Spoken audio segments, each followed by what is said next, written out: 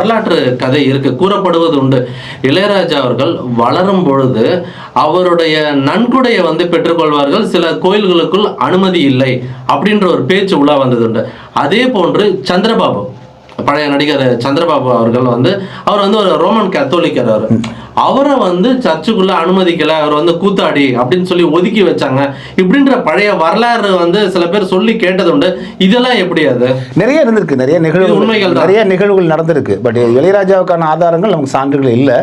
ஏன்னா அவர் எல்லா கோயிலுக்கும் முடியாது. திருவண்ணாமலை கோயில் அவர் தன்னை வேற தான் வந்து இந்த வட்டத்துக்குள்ள இருக்கிறவரும் அவர் எங்கேயும் காட்டிக்கிட்டது கிடையாது. இல்லை, அதுதாங்க மிக முக்கியமா நம்ம கவனிக்க வேண்டியது. என்னன்னா இப்போ இவங்க வந்து ஒரு காலத்துல சொன்னாங்க இந்த மாதிரியான தீண்டாமைகள் இருந்துச்சுன்னு சொல்றேன், சரிங்களா? அது வந்து குறிப்பாக இந்த வடவேத பிராமணர்கள் கோவில்களுக்கு கண்டனம் தெரிவிச்சாங்க. அவரோட பணம் மட்டும் வேண்டும், அவரை உள்ள அனுமதிக்க மாட்டீங்களா அப்படின்னு ஒரு பாப்புலர் கோயில்ல தடை செஞ்சுதான் உள்ள விடலன்னு ஒரு ப்ராப்ளம் வந்ததா புக் படிச்சிருக்காங்க. உண்மை அதெல்லாம் நீங்க வந்து பாத்தீங்கன்னா இருந்துச்சு. இப்ப நீங்க